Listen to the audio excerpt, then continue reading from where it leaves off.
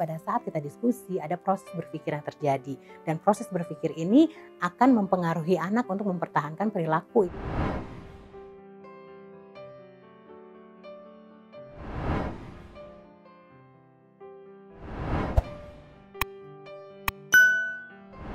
Kalau misalnya anak kita cerita terus bilang, "Apa?" gitu ya, "Kok kamu begitu?" gitu, "Kenapa kamu seperti itu?" gitu. Itu biasanya anak sudah merasa salah, anak sudah merasa disalahkan oleh orang tuanya, sehingga anak cenderung untuk menutup diri pada akhirnya. Tapi kalau misalnya orang tua bisa menahan itu semua gitu ya, paling nggak sampai anak bercerita sampai selesai gitu, baru nanti komunikasi dua arah.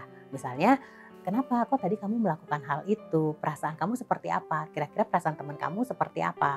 Sehingga terjadi diskusi, sehingga terjadi proses berpikir, sehingga perubahan perilaku yang diharapkan akan lebih cepat untuk terwujud dibandingkan jika orang tua pada saat anak bercerita langsung marah, langsung menampilkan ketidaksukaannya, sehingga anak menjadi tidak melanjutkan ceritanya atau malah berbohong misalnya ceritanya gitu. Akhirnya perubahan perilakunya tidak dapat dilakukan terhadap anak tersebut.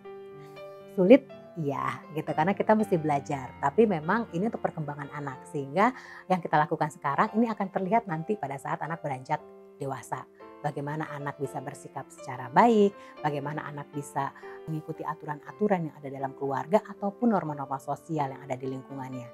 Gitu. Karena anak bisa terbuka, anak bisa bercerita apa adanya pada orang tua dan bisa berkomunikasi, tidak merasa disalahkan, tidak merasa terintimidasi, sehingga anak benar-benar dapat paham bagaimana perilakunya ini apakah memang diterima atau tidak oleh lingkungan. Karena ada diskusi dua arah antara orang tua dengan anak. Kalau misalnya hanya satu arah dan biasanya berupa nasihat, itu biasanya kadang-kadang kalau kita sering dengar ya, masuk kuping kanan keluar kuping kiri gitu, karena tidak ada proses berpikir yang terjadi pada diri anak.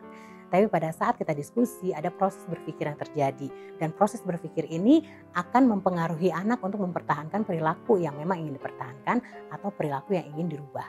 Anak lebih mudah untuk ingat dan anak lebih paham kenapa sih perilaku ini harus dipertahankan, kenapa sih perilaku ini harus diperbaiki dibandingkan dengan orang tua yang hanya memberi nasihat atau memarahi anak. Pada umumnya hanya akan teringat sebentar oleh anak dibandingkan kalau kita berdiskusi dengan anak dan adanya proses berpikir dalam diri anak. Ikuti terus sosial media Tanam Benih untuk mendapatkan video-video parenting lainnya.